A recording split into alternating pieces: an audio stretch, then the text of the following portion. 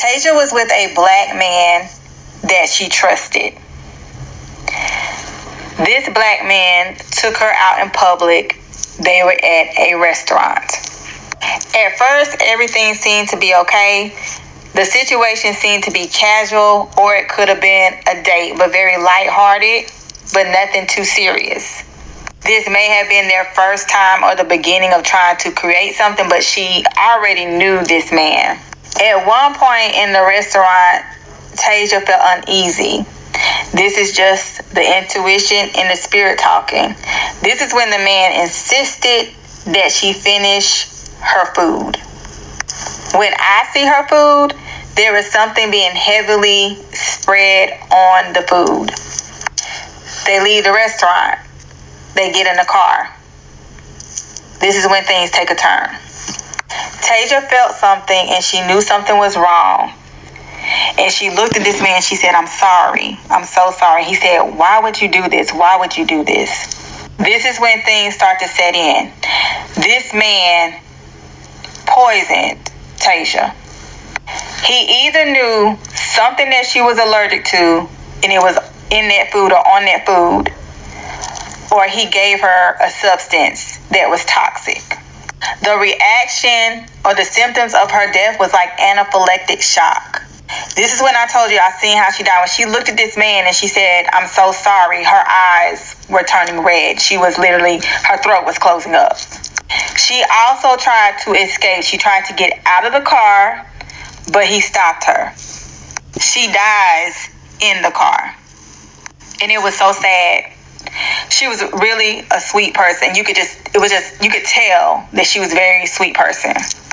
They then go to this house and he puts her in the bathtub. He stages for her to look like she's been sexually assaulted.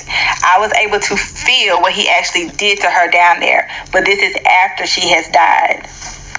So the hanging was not how they wanted to stage her death at first. It was going to be by sexual assault and being killed. After they do this, I see the man cleaning the tub, the whole tub, and it's also like this little mat that's in the tub that he's wiping down very carefully, just wiping it down, taking his time, cleaning evidence. Then he frantically pulls up to the abandoned house.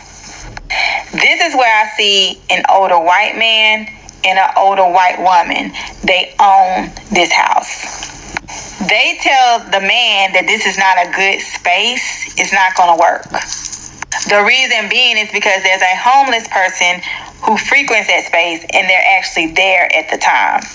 So they originally were just going to place her in that house, but because the homeless man messed up that plan, because that would have been a witness, and potentially if questions were asked, he would have told that nobody else was there. They even asked this man, like, how often do you be here? So the next best thing was to hang her from the tree. So that's how she got to that point. That was not the original way that they were going to cover up this murder. Now, why did this happen to this young lady? It happened to her because a white man confided in her with a secret to a cover-up of another crime. This crime involved murder, money, embezzlement. The people that are over this corporation or this entity of people, they own a church. The church, the people in the church, own the vacant house. There was somebody in the church that they did something to. This person confided in Tasia, and she knew their secret, and she was a liability at this point. So there's a corrupt organization in a church that has multiracial people. The man that killed her is possibly a black pastor. That is the account of a witness describing what they say happened during Tasia Fortune's final moments. But there is a problem. None of those claims have been established as an official finding. What we do know is that 29-year-old Tasia Fortune was found hanging from a tree behind a vacant house in Jackson, Mississippi. Police have not confirmed foul play. They also haven't ruled it out. And now, a Jackson City Councilman has asked federal prosecutors to investigate. What you might not know is what's happening behind the scenes right now, because a city councilman just did something that changes the entire shape of this case, and almost nobody is talking about what it actually means. Stick around and subscribe, because by the end of this, you'll understand why a single letter sent to a federal prosecutor's office could determine whether this case receives the additional scrutiny this family has been asking for, or whether the unanswered questions remain unanswered. On Monday, August 3rd, Jackson police were called out to the 500 block of Road of Remembrance in West Jackson. Neighbors had found a body behind an abandoned house. Around 9 o'clock that night, officers arrived and confirmed what the callers already suspected. A woman was there, hanging from a tree, and she had been for an unknown amount of time. Police didn't have a name for her yet. In their initial statement, they simply said they had located the body of an unidentified black woman. It took 3 days for that to change. On Thursday, August 6th, the Hinds County Coroner's Office, led by Coroner Jeremiah Howard, publicly identified her, Tasia Fortune, 29 years old. Here's the part that matters most right now, and it's the part almost every headline you've seen is getting wrong. As of this recording, the manner of death has not been determined. Her body was sent to the Mississippi State Medical Examiner's Office for a full autopsy, and until that comes back, nobody, not the police, not the coroner, not the family, can say with certainty whether this was a suicide, an accident, or a homicide. Police haven't confirmed foul play. They also haven't ruled it out. And Jackson police have been clear about one thing. This is an active investigation, which is why they've declined to release an incident report. That's fairly standard procedure. It's also exactly why a city councilman decided standard procedure wasn't going to cut it. Jackson City Councilman Kenneth Stokes, who represents Ward 3, sent a formal letter to the U.S. Attorney's Office this past week, asking federal prosecutors to step in and investigate Tasia Fortune's death directly. This isn't a random citizen posting a theory online. This is an elected official putting his name on an official document addressed to federal law enforcement, using his position to apply pressure that local police can't simply ignore. In that letter, Stokes didn't hedge. He referred to Tasia Fortune's death as a murder, not a suspicious death, not an unexplained incident, a murder. He asked federal investigators for specifics. Who did this and why? Now understand what that word choice does and doesn't do. Stokes isn't the medical examiner. He doesn't have the autopsy because it doesn't exist yet. His letter reflects his belief and his demand for answers, not a confirmed legal finding. But when a sitting councilman uses the word murder in an official letter to federal prosecutors, that's not something a local department can quietly set aside. It puts a level of public accountability on this investigation that didn't exist a week ago, and it opens a door, even if a narrow one, for federal investigators to get involved in a case that might otherwise have stayed entirely in local hands. Stokes went further than that letter, too. Talking to reporters, he specifically invoked Mississippi's history of lynching, saying that history should be taken into account here, even if it turns out there's no racial motive behind what happened to Tasia. And he said something that's been quoted over and over in local coverage since. Hanging must never be treated as acceptable, period, regardless of the circumstances behind any individual case. That single sentence is the reason this story has struck the nerve it has. Not because of anything unique to Tasia's individual circumstances, but because of where this happened. Tasia had a sister named Tasia Fortune living in Kentucky, and the two of them had a close, ongoing relationship. Tasia would travel up to see family. Tasia would come down to Jackson to see her. The last time Tasia saw her sister alive was in July, just weeks before this happened.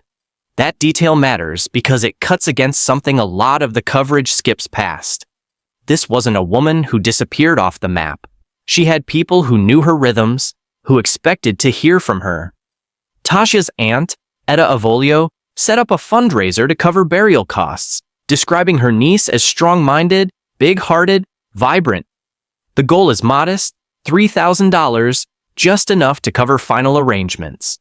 But one line in that fundraiser is the one people online have zeroed in on. The family wrote that they want the world to know justice will be served. Families don't typically reach for that word when they believe a death was accidental or self-inflicted. It's not proof of anything on its own. But it tells you exactly where this family's head is at, even while the official cause of death remains undetermined.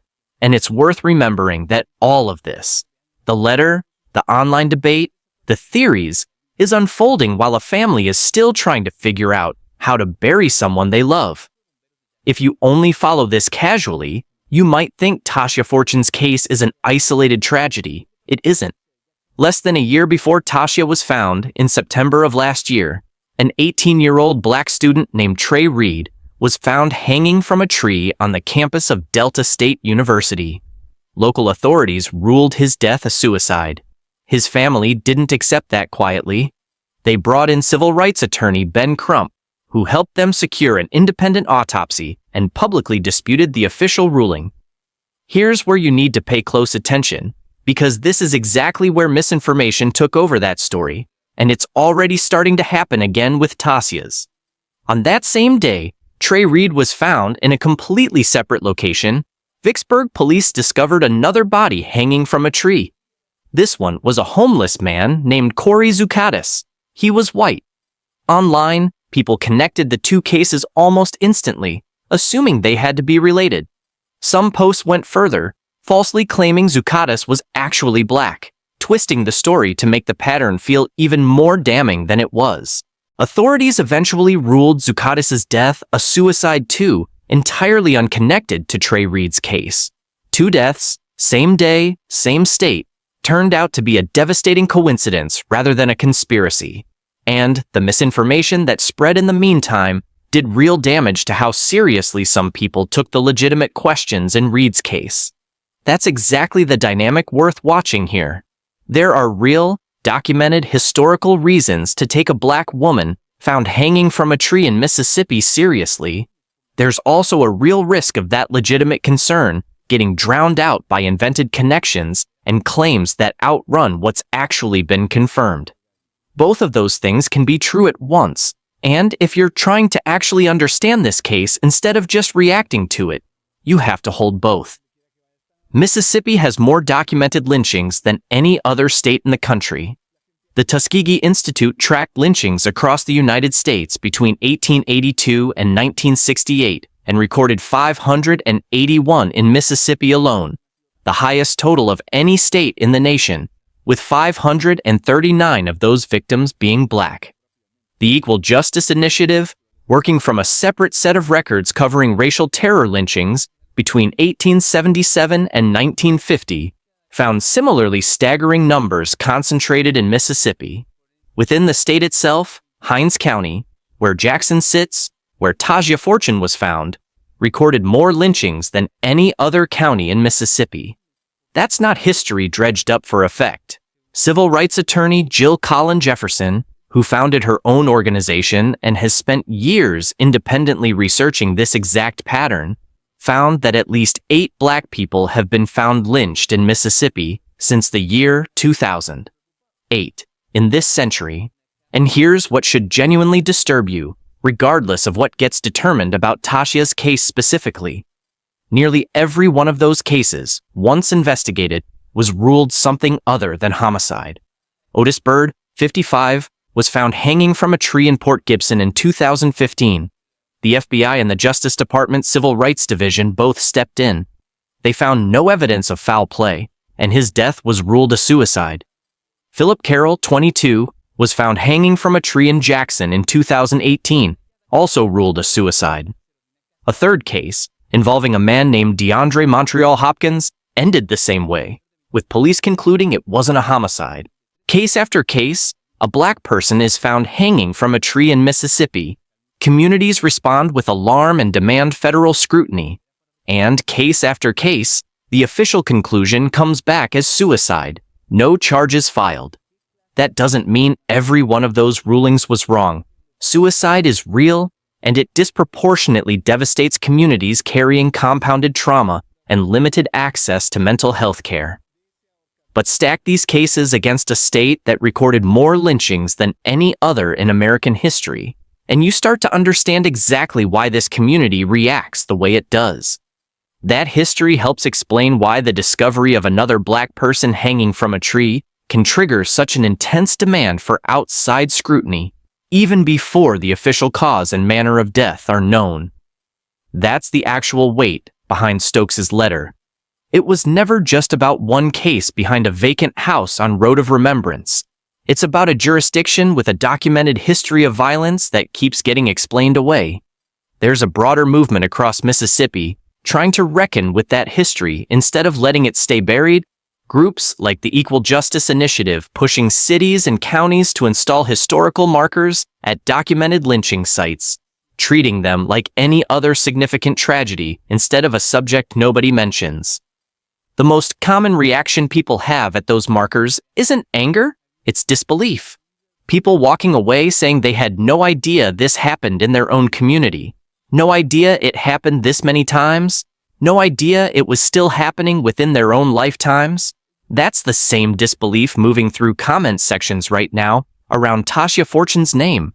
Not because people are assuming the worst without reason, but because most of them genuinely had no idea how recent and how repeated this exact scenario has been. The medical examiner still has to finish Tasia Fortune's autopsy, and that report is what actually determines cause and manner of death. Until it's released, Stokes's letter remains a demand for scrutiny, not a confirmed conclusion. The open question is what the U.S. Attorney's Office does with that request. Federal involvement isn't automatic. It typically requires evidence pointing to a possible civil rights violation, or a belief that the case needs an independent look. And federal involvement is not a guarantee of any particular outcome. In Otis Bird's case, federal investigators still landed on no foul play. What it guarantees is scrutiny, and given this state's history, that alone might be exactly what this case needs.